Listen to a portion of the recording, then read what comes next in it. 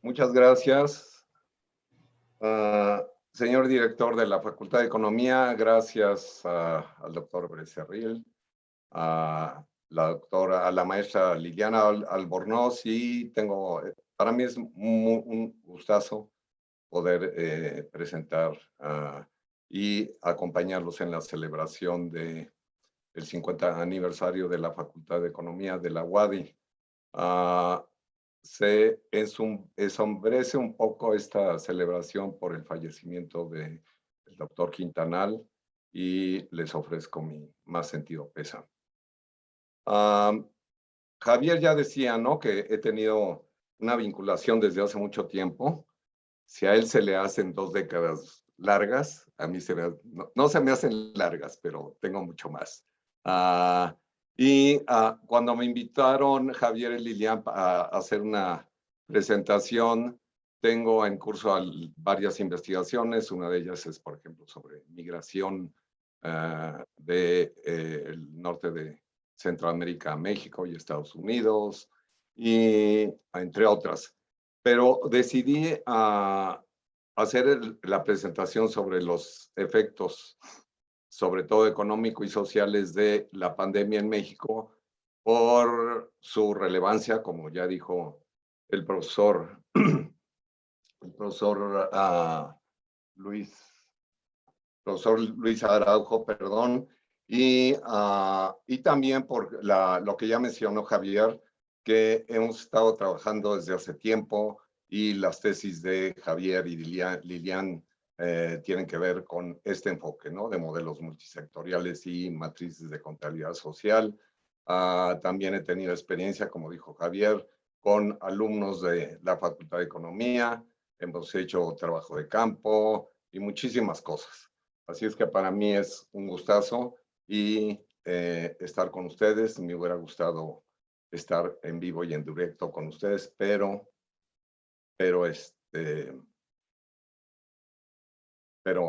no ha sido posible, como sabemos. La siguiente, Javier, mi presentación, como les decía, Javier.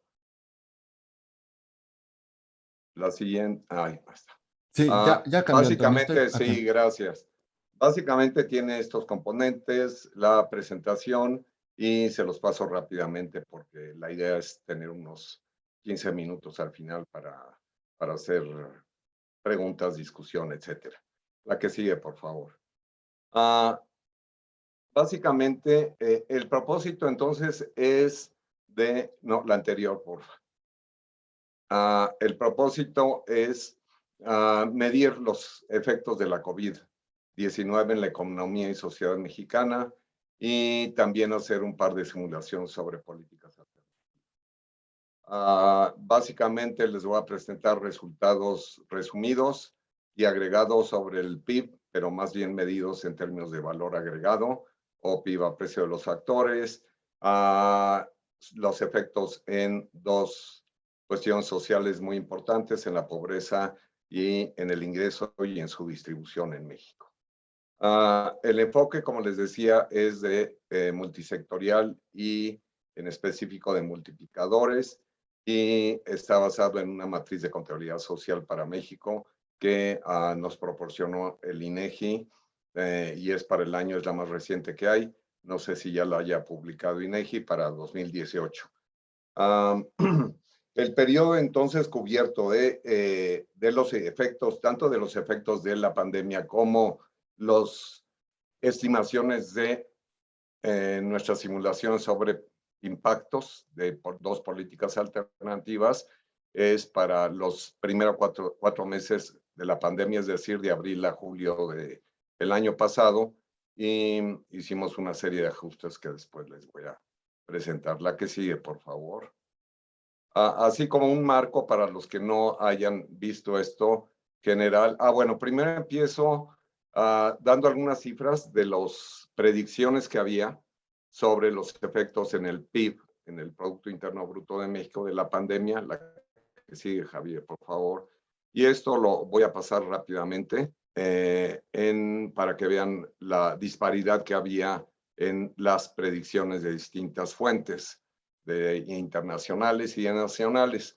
y fluctuaban muchísimo. Después se fueron refinando mientras continuaba la pandemia.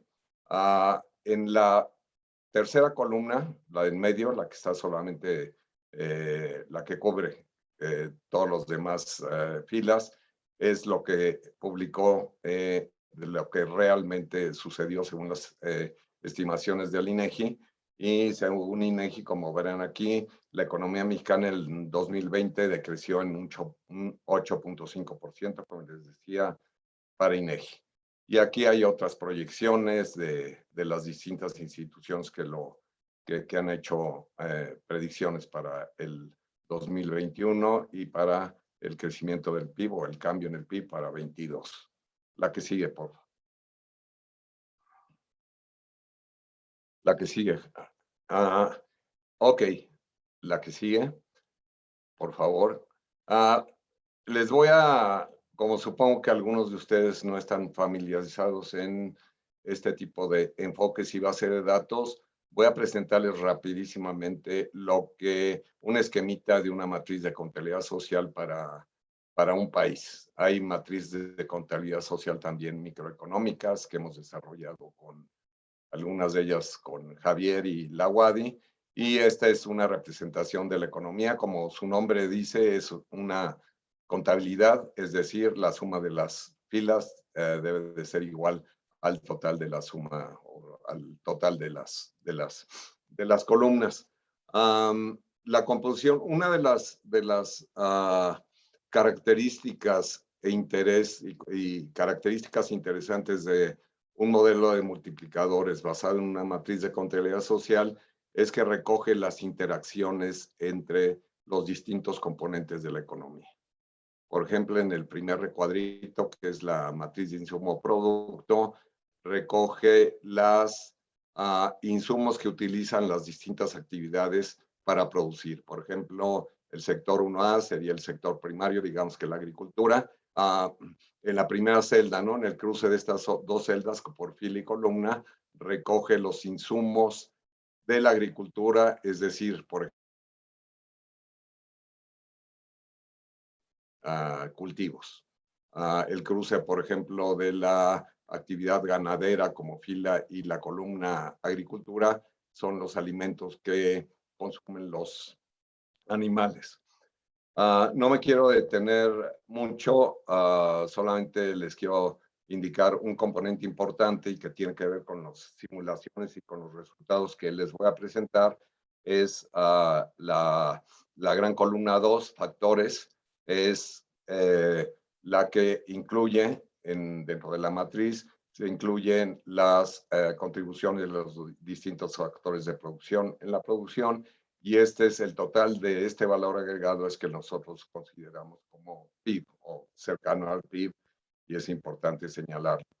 Las otras cuentas que quiero señalarles son por columna la cuenta 3 y por fila la 1, que es el consumo de los hogares y, o en otros términos, recoge la demanda final de las distintas instituciones, que en términos generales está compuesta por el sector privado. Para la matriz que usamos del INEGI son los hogares divididos por decil, y el gobierno y otras instituciones.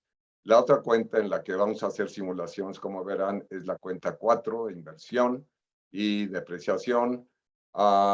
Y otra de las simulaciones y de los resultados que les voy a presentar es el cruce de la columna 5 con la columna 3, que son las remesas que, como saben ustedes, y esas las incluimos, han aumentado durante la pandemia, las remesas que los migrantes que trabajan fuera de México, sobre todo en Estados Unidos, han enviado a sus hogares de origen en México.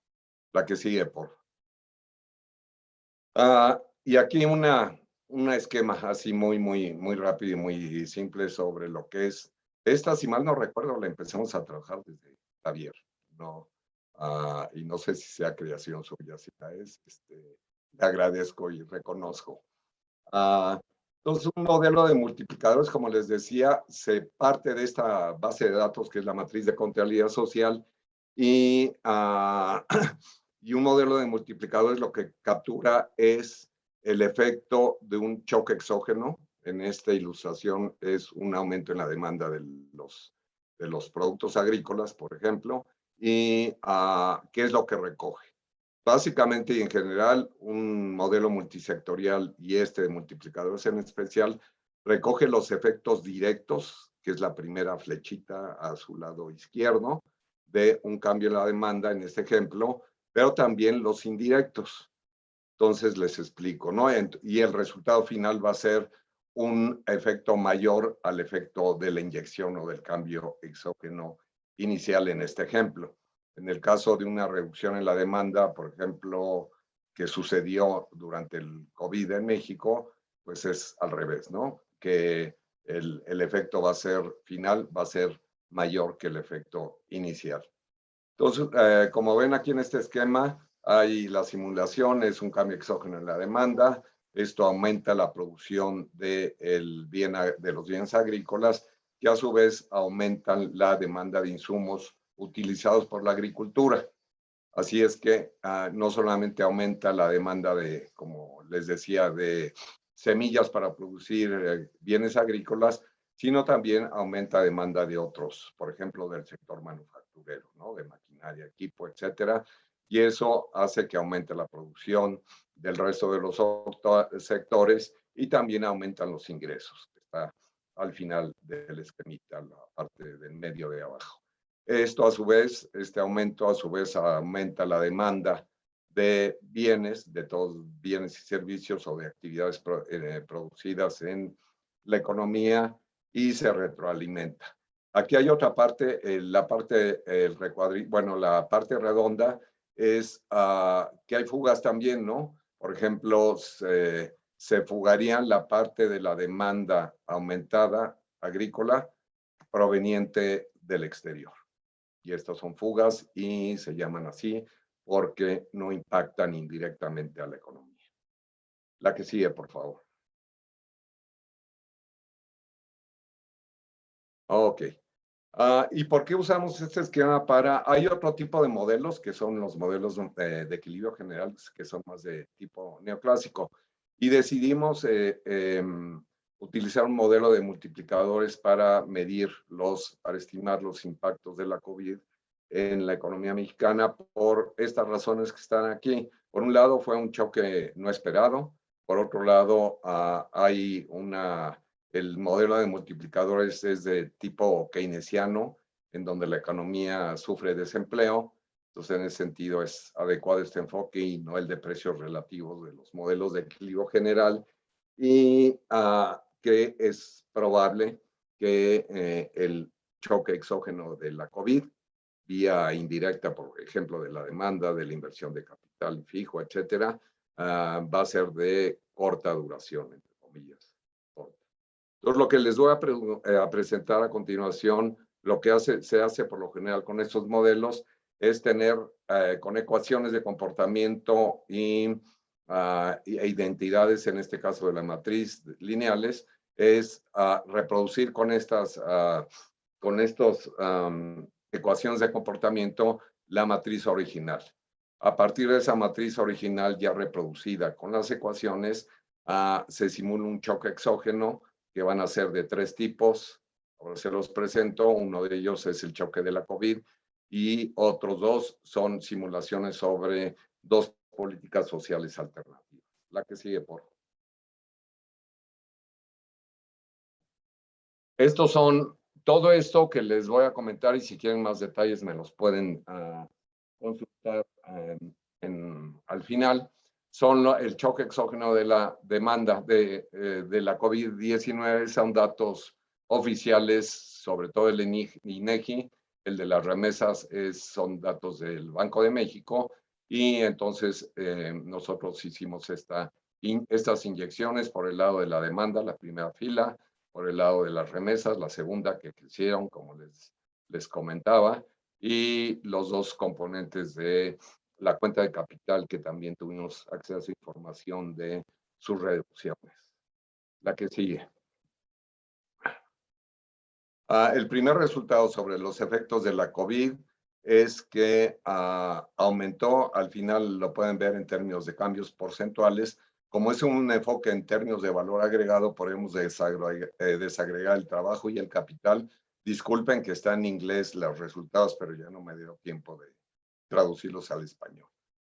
Y aquí vemos en las dos últimas columnas de este cuadro, es que según nuestros cálculos, la COVID durante los 6 primeros, no, de abril a julio del 2020, disminuyó el ingreso laboral por un 18%, el ingreso del capital por un 17,59%, y aquí no puedo ver bien el recuadro, pero es alrededor de un 18% el total. Y también hicimos estimaciones sobre el cambio de todo el primer semestre de 2020, que están los resultados al final. La que sigue, por favor. Entonces hay un efecto fuerte, según nuestras estimaciones, de más de alrededor de un 18% en el PIB en términos de valor agregado. Otro resultado que quiero presentarles es el efecto en el ingreso. Aquí está, en este cuadro está en términos de pesos, y en la última columna es del cambio porcentual de la base respecto al shock de la COVID. Y como vemos, todos los deciles de ingreso son los deciles de ingreso de las encuestas de ingreso-gasto de los hogares y las que conocemos. El 1 es de ingresos más bajos hasta el 10, que es de ingresos más altos. Y estos son las estimaciones que tuvimos al simular estos 4 impactos al mismo tiempo que les decía, ¿no? Reducción en la demanda, aumento en las remesas y reducción en inventarios y en la inversión bruta de capital. Como vemos, en términos porcentuales, todos los hogares se vieron afectados por la pandemia, según nuestros resultados. La que sigue, por favor. Estos son el otro resultado que les quiero mencionar. Son los efectos de la pandemia, según nuestros cálculos y según nuestras simulaciones, en la pobreza. Esto está calculada la pobreza en términos, bueno, de ingreso, es en términos y de cantidad de hogares en pobreza, de individuos más bien en pobreza. Está calculado a partir de lo que Coneval publica como la línea de pobreza extrema. Entonces, como vemos en la penúltima columna, hubo los hogares de los deciles más pobres, del 1 al 3, no aumentaron debido a que siguen siendo en situación de pobreza. Y el resultado interesante para nosotros es que fueron los hogares de ingresos medios, del 4 al 6, los que aumentaron, los que pasaron de no ser pobres a aumentaron. Esa cantidad de pobres más bien aumentó para estos deciles. La que sigue, por favor. Ok, entonces vemos, ¿no? Resumiendo, vemos que el choque de la pandemia fue fuertísimo, según nuestras estimaciones. Después voy a presentar una comparación con los resultados ya después de que hicimos estas simulaciones publicados por el Coneval y por el INEGI para evaluar un poco la cercanía, ¿no? a nuestras estimaciones y de lo que realmente sucedió en 2020. Lo que hicimos como otra simulación son políticas sociales alternativas. Como voy a decir al final, esto básicamente se debe a las características de los datos del modelo de multiplicadores que utilizamos, y también por el énfasis que ha dado el gobierno federal al apoyo a los hogares y a los individuos de más bajos ingresos. Las dos simulaciones también están hechas con datos oficiales. Ahora les pregunto las cifras. Una de ellas es una transferencia directa de ingresos a los hogares más de ingresos medios y bajos y medios, Como recordarán, incluimos a los ingresos medios porque aumentaron la cantidad de individuos en pobreza debido a la pandemia. Y la segunda, que es una propuesta en la que ha insistido, por ejemplo, CEPAL, ha sido un seguro de desempleo para los que han sufrido pérdida de trabajo durante la pandemia. Para ser comparables estas dos simulaciones, que es otro de los objetivos que tenemos en nuestro trabajo, es evaluar qué política sería la más conveniente, qué política social de estas dos sería la más conveniente. La que sigue, Javier, por favor. Aquí tenemos los resultados. No, estas es las inyecciones y la distribución de las inyecciones exógenas de ingreso que hicimos para hacer la simulación. Entonces, esta es una simulación, si recuerdan el esquema que les presenté del modelo de multiplicadores, esta es la inyección exógena al ingreso de los hogares por decil que hicimos para simular esta política de transferencias de ingresos. Las cifras varían de repente por una serie de consideraciones que hicimos para hacerlo lo más realista posible esta simulación. La que sigue, otra característica es, como verán al final, el total. Las dos, como les decía, las dos simulaciones, el total de transferencias, aunque sean dirigidas unas a los hogares según nivel de ingreso y la otra a los desempleados, el monto total es similar, de 102 mil millones de pesos. La que sigue, por. Y ahora vienen los resultados. Como vemos, esta es una comparación de la reducción del ingreso por decil de los hogares mexicanos con la pandemia, y la última columna es con la inyección esta simulada de transferencias monetarias directas de ingreso. Como verán, hay una disminución menor con esta política, pero sobre todo para los hogares de menores ingresos. Es más, aumenta un poquito, casi un 1%, el ingreso de los hogares del decil más pobres y en pobreza, del decil 1. La que sigue, por favor.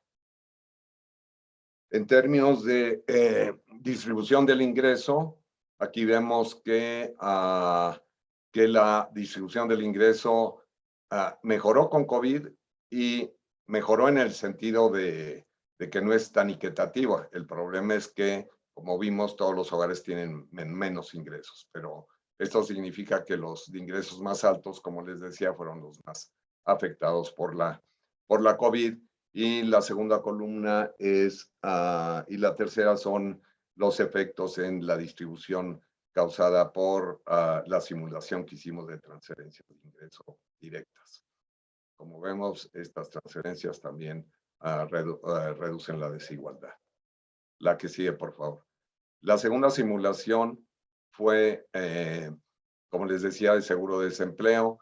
Aquí hay tenemos en la primera columna el número total de desempleados que calculamos según las cifras oficiales durante los primeros meses de la pandemia, y en la última columna es la distribución del monto de 102 mil millones de pesos entre los distintos deciles, pero con base en los desempleados.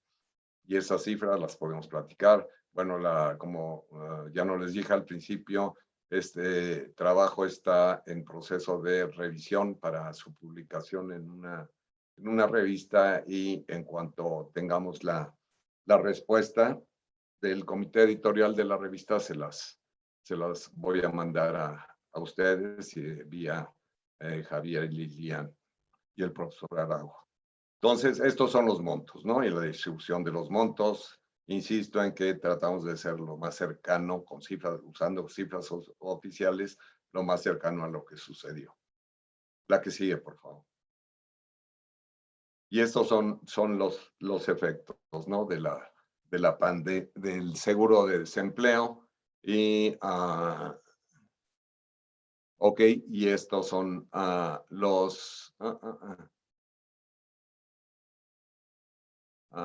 las transferencias, los efectos, ¿no? De la la última columna, bueno, los dos.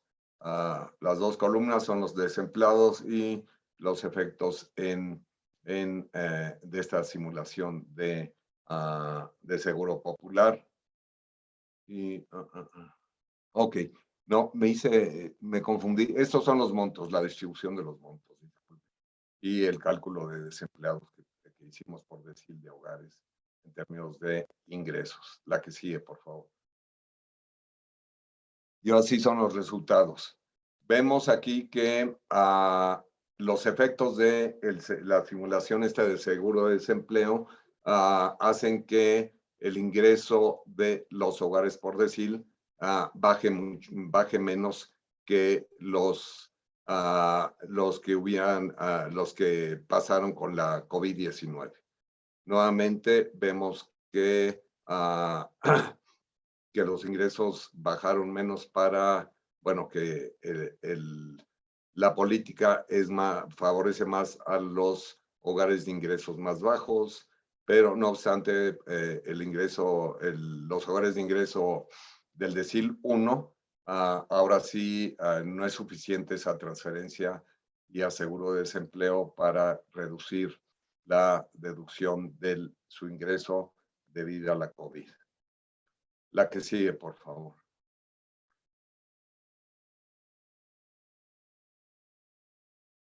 La que sigue, por favor.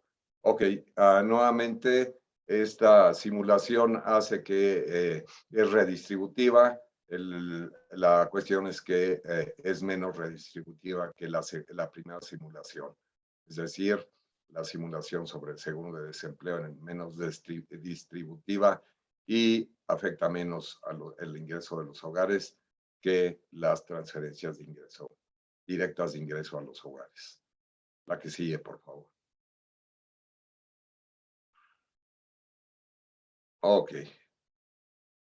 Esto ya se los acabo de sintetizar. En términos comparativos, podemos concluir que las transferencias directas de ingresos son más adecuadas para enfrentar los efectos en el ámbito social, en pobreza, equidad e ingreso que los efectos del seguro popular, es del seguro de desempleo, perdón.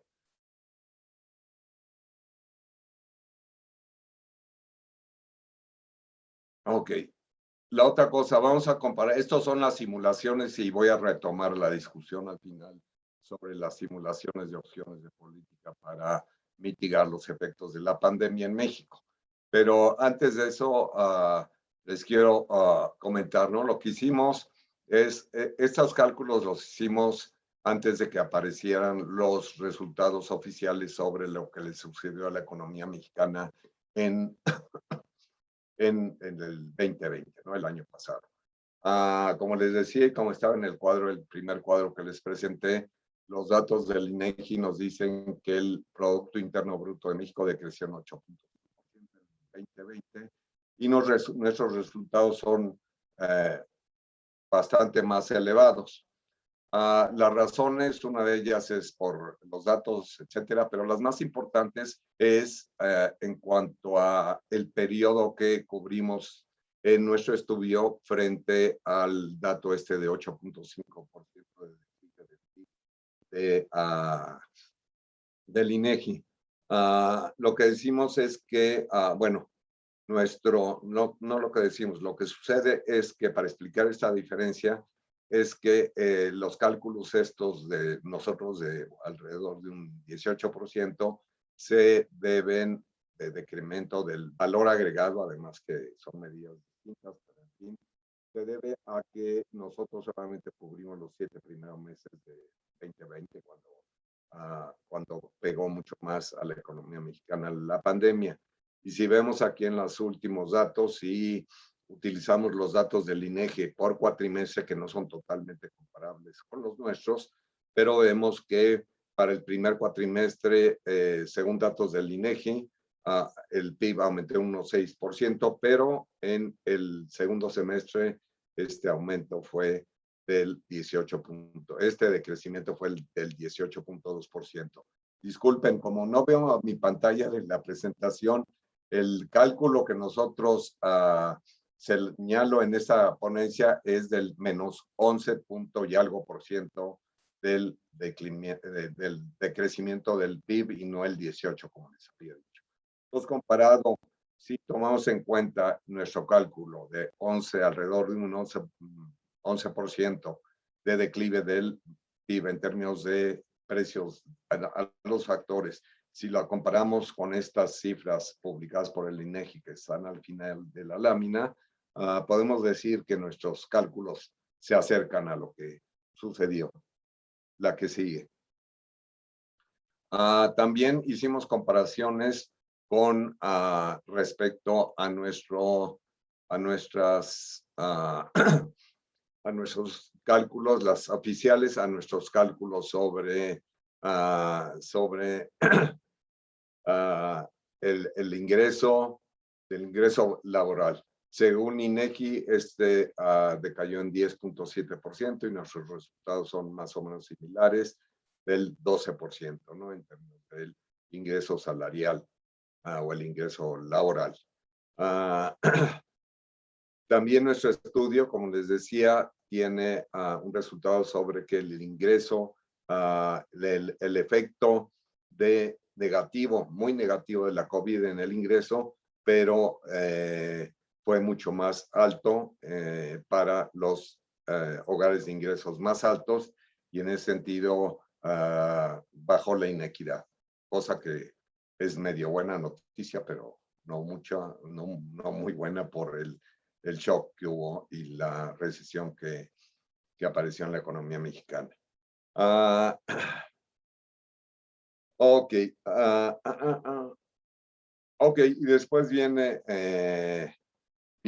también comparamos nuestros resultados sobre pobreza con los publicados por el Coneval, que hace una comparación de 2018 a 2020. Esto se publicó hace unos meses y vemos que las cifras en términos porcentuales nuestras y las de Coneval son muy similares, alrededor de un 56% y la de nosotros un 57%. Así es que en conclusión podemos decir que nuestro enfoque y la simulación que hicimos con la COVID para estimar los efectos de la pandemia se acercan a lo que realmente sucedió en 2020. La que sigue, por favor. Ok, algunas reflexiones finales.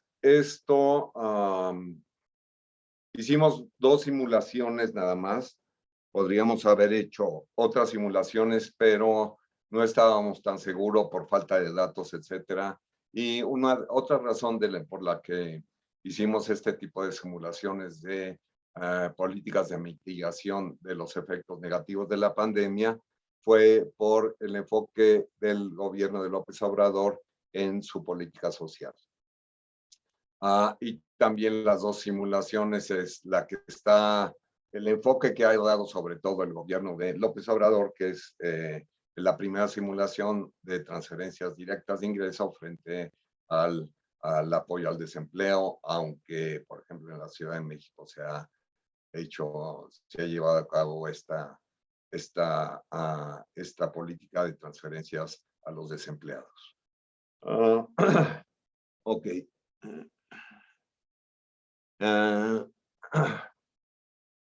Ok. Como saben todos ustedes, no, todavía la anterior, por favor. Entonces todos no hemos podido, pero hubiera sido interesante poder incluir en las simulaciones alternativas de política y incluyendo, por ejemplo, apoyos a la actividad empresarial, pero pues no tuvimos oportunidad de hacerlo. Otra simulación que podría haber sido o que sería muy relevante poder hacerla es un aumento en la deuda pública, ¿no? Para tener más recursos y apoyar los esfuerzos del gobierno para mitigar la pandemia, pero nos fue imposible hacer esta simulación para contribuir a la discusión que hay sobre, y que había sobre todo unos meses antes, sobre el tipo de canalización de recursos públicos para apoyar a qué sector de la sociedad mexicana. Y ya para concluir, es la que sigue, ahora sí, es que espero que, que quede claro. Fue muy rápida mi presentación, pero en fin, que se puede distribuir, Javier, la presentación para los que estén interesados, por supuesto. Es que es una forma frente a tanta discusión cargada muchas veces de ideología y de intereses, etcétera. Es una forma, este tipo de enfoque y de modelos multisectoriales de tener una estimación de efectos, en este caso de la pandemia, pero también una simulación de políticas alternativas, y con esta base se pueden comparar resultados de estas políticas alternativas para orientar, ¿no?, la política pública.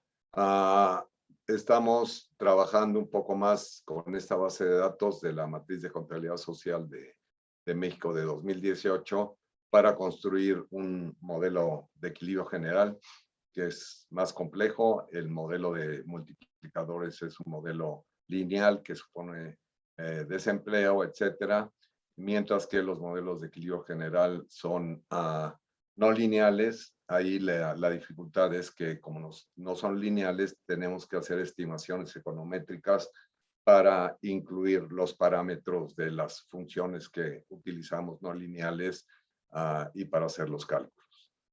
Sería todo. Espero que me hayan más o menos comprendido, por lo menos las principales ideas y resultados de este ejercicio que hicimos para estudiar la pandemia, que es un fenómeno que nos ha afectado a todos. Muchas gracias. Muchísimas gracias, Antonio. Un gustazo y un placer escucharte. Y mira, casualmente, pues, y no creo que haya sido, perdón la palabra, casualmente, Mauricio Belón, desde la Arizona State University, se conectó y escuchó tu conferencia, el doctor Mauricio Belón, quien es nuestro próximo conferencista. Muchas gracias, doctor Mauricio Belón. Un placer tenerlo aquí. Y a muchos estudiantes que se desbordó la cuenta Zoom de más de 100 participantes. Se escucharon en el comentario, se está grabando la sesión. Por rápidamente, preguntas, comentarios, en orden, por favor. Levantan la mano, yo les doy la palabra, ustedes pueden abrir su micrófono. Tenemos tan solo 10 minutos para preguntas y respuestas. Adelante. Adelante, Oscar. Gracias, doctor. Muy buenos días a todos. Sí, mi pregunta era realmente en torno a los índices que ahorita acabamos de ver. Pues hace poco estábamos platicando con el doctor Becerril en una clase sobre las políticas que se están implementando en el país, de que no ha sido realmente un buen manejo por parte del partido del presidente, ¿no? Y que realmente ha sido una manera de cómo realmente no ha podido beneficiar mucho, ya que pues realmente han estado, como decía la diapositiva, desviando cierto tipo de beneficios hacia un sector que realmente sí es de buena ayuda como capital humano, pero no ha generado realmente un valor agregado en el capital. Entonces, mi pregunta básicamente era que si hay un tiempo estimado de recuperación donde México se pueda encontrar en una posición a nivel pues Latinoamérica un poco más acercada a otras potencias mundiales, ya que recientemente pues el país se ha encontrado como el segundo país con los índices de pobreza más altos, justo debajo de Venezuela. Entonces era una situación que también conlleva decir, entonces, ¿qué es lo que está sucediendo en el país? Ya que la persecución hacia otro tipo de personas que se encuentran en el ambiente científico realmente ha sido igual un declinante, ya que no se está invirtiendo en cierto tipo de desarrollo y tecnología. Entonces, esa era básicamente la pregunta, si realmente México está para encontrarse en un corto plazo como una competencia mayor hacia otros sectores, como puede ser Europa. Gracias, Antonio. Recogemos otra pregunta de Ainara Garduño. Muchas gracias, Oscar. Adelante, Ainara. Buenos días. Muchas gracias por la invitación. Me gustaría preguntar un poquito similar sobre la pregunta de mi compañero Oscar.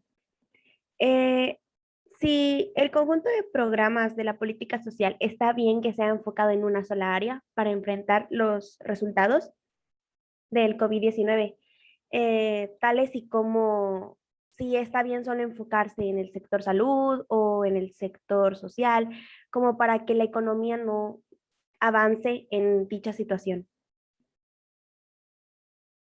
Muy Gracias. bien. Muchas gracias. Sí, ¿respondo o hay alguna otra?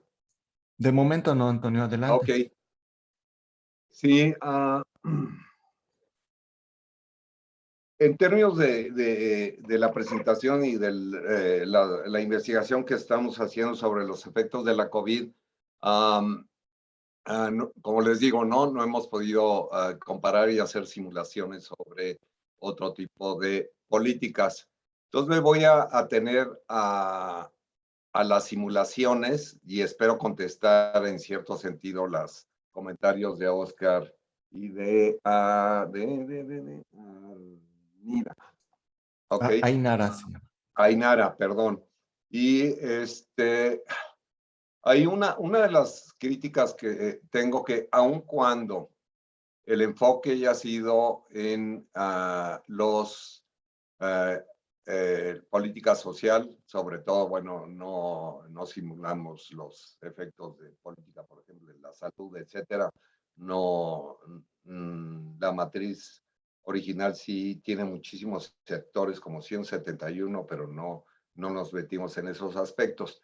Pero si yo lo que diría en cuanto a la política social, bueno, en general sí, yo creo que tiene que haber, bueno, en términos generales, lo que decía Oscar, es que tiene que haber una evaluación también de este tipo de enfoques en la política social frente a otro tipo que no necesariamente serían alternativos sino más bien complementarios. Y eso es toda una discusión, incluyendo el tipo de orientación y el tipo de trato o de relaciones que ha tenido la administración actual federal con el medio académico. Pero centrándome en lo de la política social, una de las críticas que yo haría a la política social de la actual administración federal es que los apoyos sociales, por ejemplo, el apoyo de transferencias de ingreso a los hogares en pobreza, ya dejó de ser condicionada. Y esto habría que evaluarlo, ¿no? Recordarán, o si no lo saben, los programas de combate a la pobreza anteriores, de los gobiernos anteriores, eran focalizados, ¿no? Focalizados y además con una base de datos que ya tenían construido, localizados los hogares en pobreza, y también en el sentido de que eran condicionadas, ¿no? A que cumplieran con ciertos requisitos las mujeres que recibían, las jefas de hogar que recibían estos apoyos en términos de ir a la clínica, llevar a los niños a la clínica, a la escuela, etcétera. Y esto ya no apareció, ya no está, parece que ya no es condicionada este tipo de transferencias y apoyos. Y habría que evaluar, ¿no? No sé si Coneval vaya a hacer una evaluación de las diferencias que hay en la política social. Entonces, en ese sentido, la política social puede ser que no sea la más eficiente, o la política de combate a la pobreza. Habría que ver. Otra política importante que tiene que ver con, y la que he estado estudiando, y todavía no tengo resultados, pero es las políticas, otras políticas que tienen que ver con el sector rural y el sector agrícola. Ahí les doy veo que Oscar, bueno, está llevando clases y los dos estudiantes que preguntaron con Javier Becerril. Hay un artículo, y se los puedo mandar, que se publicó en Estudios Sociológicos, en donde evaluamos dos políticas de esta administración. Una de ellas es Proagro, y la otra es la de precios de garantía del actual gobierno. Y ahí vemos que no son eficientes ninguna de las dos. Entonces hacemos una tipología de productores y vemos a quiénes están, qué tipo de productores están canalizados. A Procampo y lo revisamos en términos del presupuesto de 2019 y resulta que el presupuesto de Procampo era mucho más elevado a lo que se podría haber canalizado y lo contrario fue a la política de precios de garantía. Entonces, yo creo que para contestar estas preguntas como académicos es necesario hacer investigación y lo que puedo decirles es esto. Amplío mi respuesta relacionando esto con el otro proyecto de investigación en curso que les decía al principio, que es sobre las tendencias y políticas de la migración laboral internacional del sur de los 3 países del norte de Centroamérica, México y Estados Unidos. Y ahí hay una intención, yo diría, de los gobiernos de López Obrador y de Biden de promover el desarrollo a partir de un diagnóstico y de lo que se sabe que una causa fundamental y estructural de la migración laboral es la pobreza, la falta de desarrollo y el crecimiento, y sobre todo el desarrollo económico. Están ahora, el gobierno de López Obrador lo que está exportando son 2 programas, uno de ellos es Sembrando Vida y el otro es Jóvenes Sembrando el Futuro o algo así. La que he estudiado un poco es Sembrando Vida y ahí hay resultados que no son muy claros. Todavía no hay evaluaciones, eso es muy, muy importante, poder hacer evaluaciones externas de los efectos de las políticas, pero parece ser, y eso es bien importante para los estados del sur y sureste de México en cuanto a los recursos forestales, etcétera, y la sustentabilidad. Y parece ser que observaciones causísticas, casuales, etcétera, es que uno de los efectos contrarios a los intentos de Sembrando Vida es que ha promovido la tala para recibir el apoyo en algunas zonas rurales de México. Entonces, como conclusión, los animo, no sé si sigan teniendo en la Facultad de Economía de la UADY, que tengan para tener su título, hacer tesis, muchos otros, y con mucho gusto me puedo comunicar con sus profesores para apoyarlos en el diseño, ¿no?, de una tesis, también sus estudiantes de doctorado. Siempre estoy y he estado y sigo estando en disposición de todos ustedes, los alumnos de la UADY, para apoyarlos en lo que pueda. No sé si haya otras preguntas. Y ya casi es tiempo, ¿verdad? Tenemos, sí, al menos la oportunidad de una pregunta. Si hay una última pregunta, por favor, porque el doctor Antonio Yunes se tiene que retirar unos minutos antes. Adelante.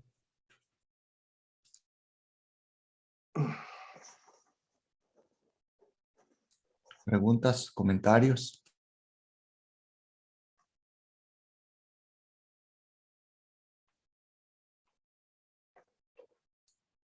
Pues creo que no. Antonio, pues agradecerte a nombre de la Facultad de Economía siempre ese aprecio, interés y atención que le has dado desde a nosotros como académicos, y lo tengo bien claro, con los estudiantes también han pasado bajo tu asesoría, dirección, varios de nuestros egresados de la Facultad de Economía y de diferentes programas también de maestría y del doctorado, de hecho. También agradecerte una vez más, Antonio, esta conferencia, esta plática. Con mucho gusto yo voy a circular entre mis estudiantes y toda la información que nos puedas proveer, artículos tuyos publicados, también se los hago llegar. Pues muchísimas gracias una vez más. Adelante, Lilian.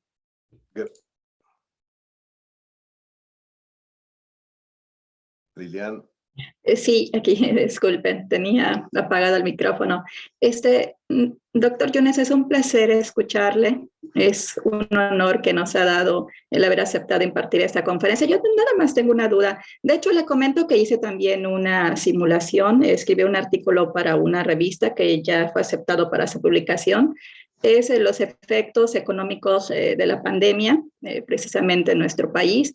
Y los resultados que obtuve es que el PIB para el año 2020 descendió en un 11%, 11.3%. O sea, me sorprendió la coincidencia, la coincidencia en el resultado, aunque no utilicé una matriz de contabilidad social, sí utilicé una matriz de insumo-producto y simulé tanto choques de oferta como demanda. Bueno, más bien fue un artículo que escribimos y que realizamos conjuntamente el doctor Javier Becerril y el doctor Rafael Ortiz Pech, que no sé si está por aquí.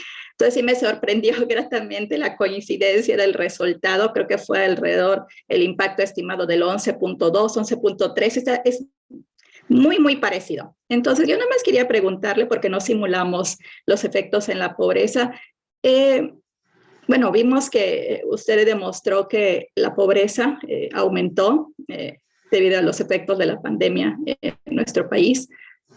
Aumentó y coinciden los resultados con el Coneval. ¿Cuánto tiempo habría que pasar para que se pueda revertir este aumento en la pobreza en nuestro país, doctor? No sé si usted tendría algunos datos o tiene algo que nos pueda contar al respecto. No tengo los datos, etcétera, ni previsiones. A mí y vuelvo a mi respuesta a las primeras preguntas, lo que me preocupa es qué tanto el cambio de enfoque y de reglas de operación de los programas de combate a la pobreza de la actual administración son o serán o no serán eficientes, ¿no?